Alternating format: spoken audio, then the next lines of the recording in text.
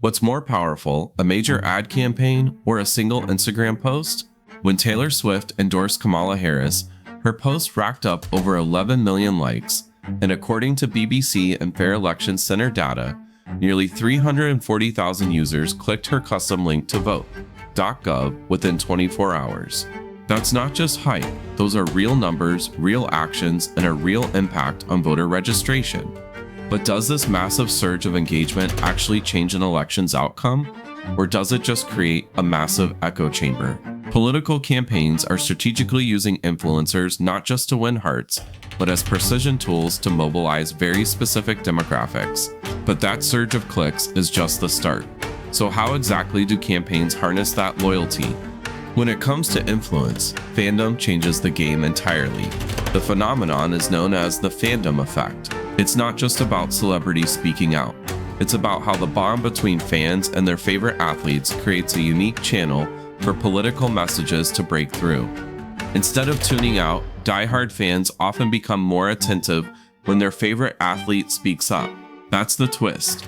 While some viewers might roll their eyes or even walk away when sports and politics collide, loyal fans lean in.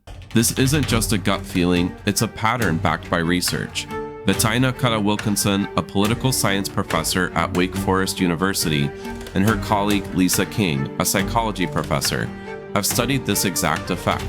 Their work shows that sports fandom doesn't just make you care about the game, it primes you to be more receptive to the ideas of the athletes you admire. In one survey, NFL fans exposed to Josh Norman's pro-immigration remarks showed a significant uplift in support compared with non-fans, an effect again seen with WNBA and MLB player activism.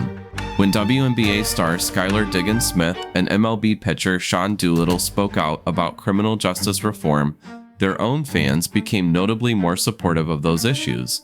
Wilkinson's studies found football fans and NBA fans shifted their views on immigration and justice reforms in response to athlete remarks, even when accounting for partisanship. The bond of fandom acts like a shortcut, allowing political ideas to cross boundaries that might otherwise seem impossible. What's really happening here? It all comes down to psychology. Fans develop what's called a parasocial relationship with their favorite athletes, a one-sided connection that feels personal even though it's not.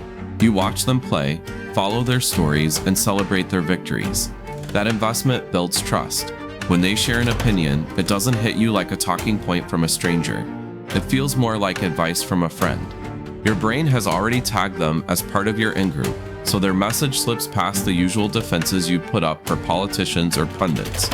This isn't just about trust though. There's also in-group favoritism at work. Sports fans identify strongly with their teams and, by extension, the athletes who represent them. That shared identity means you're more likely to accept their viewpoints, even on topics you'd normally debate. The emotional investment you've made, hours spent watching games, following stats, and rooting for comebacks, creates a direct line for ideas to travel from court to conscience. And the effect is broad. Wilkinson's research shows this pattern isn't limited to hot-button issues or a single sport. Whether it's football, basketball, or baseball, the same mechanism applies. Fans are more open to their favorite athletes' political messages than non-fans. The power of this connection can override traditional skepticism, making it a potent tool for anyone looking to shape public opinion. That emotional investment creates a direct line for ideas to travel from court to conscience. So if you're running a political campaign, the question isn't just which message to send, it's who should deliver it. Because when the right voice speaks to the right crowd, the impact can be bigger than any traditional endorsement. For campaigns, the real question isn't just who's the biggest star, it's who can move the right voters at the right moment. The campaign playbook is all about matching the messenger to the message, and then surgically targeting the audience that matters most. In the 2024 election, every endorsement was a calculated move, not a random stroke of luck. The Harris and Trump campaigns showcase just how far this science has come. Take the Harris campaign's approach. They aimed straight for youth mobilization, calling on Taylor Swift for a single explosive Instagram post. Swift's September 2024 endorsement of Kamala Harris earned 11 million likes on Instagram within 24 hours, according to BBC reporting, The impact was immediate. Nearly 340,000 people clicked through to register to vote, the vast majority of them Gen Z and younger voters. This wasn't about blanket exposure. It was a precision strike engineered for maximum effect among a specific demographic that's notoriously hard to mobilize. Contrast that with Trump's strategy. Instead of a one-time splash, Trump brought Elon Musk into the fold as a constant campaign presence. Musk didn't just endorse, he acted as a campaign partner, appearing at rallies and leveraging his own massive X platform to push Trump's message.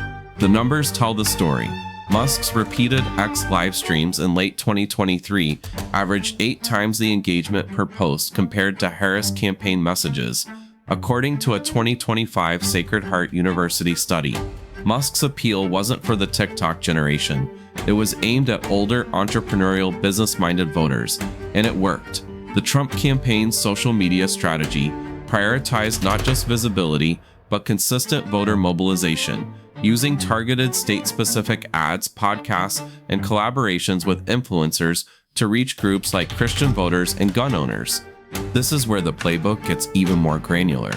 For instance, the Harris campaign ran an ad in NFL broadcasts featuring former coach Tim Walz, who contrasted Harris as a playbook champion, a move designed specifically for gridiron fans. The ad leaned heavily on football language, with Walz talking about having a playbook and being a winner.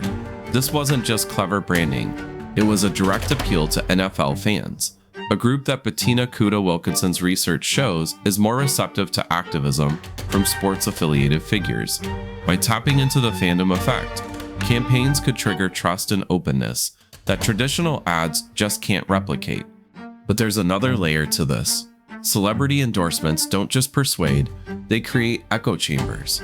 When a trusted figure like Dave Ramsey publicly backs Trump, his followers who already see him as a financial authority are more likely to adopt his political views without much skepticism. The message is wrapped in familiarity, making it harder to question and easier to accept. The campaign's job is to find the perfect overlap between a celebrity's core audience and the voters they need to reach. This surgical targeting of fandom triggers is just step one. The real mastery lies in the hidden payments that follow. The next piece of the puzzle is what happens after the post goes live, when the line between genuine support and paid promotion starts to blur, and the audience may never know the difference. When an influencer you follow posts about a political candidate, it feels personal, like a genuine recommendation from someone you trust. But behind that post, there could be thousands of dollars changing hands, and there's no legal requirement for them to tell you they've been paid. Communication studies show viewers interpret influencers' paid political endorsements as authentic messages, similar to how Pew found certain celebrity ads drive civic engagement. This perceived authenticity is what gives influencer endorsements their power. With commercial products, the rules are clear. The Federal Trade Commission, FTC, makes sure influencers disclose when they're paid to promote something. You've seen the hashtags ad sponsored.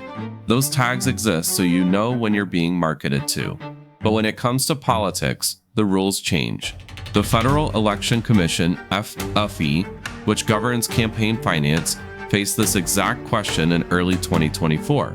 Their ruling, paid influencer posts about candidates or issues do not meet the FEC's definition of public communication, so no paid-for buy label is required, unlike TV ads.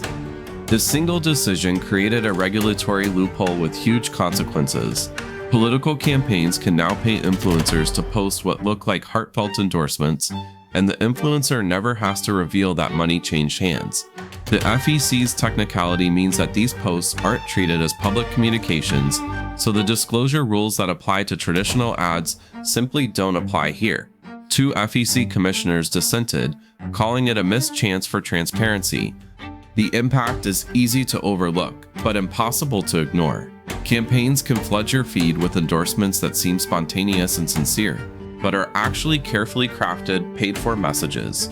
You see a trusted influencer backing a candidate, and it feels like a real recommendation.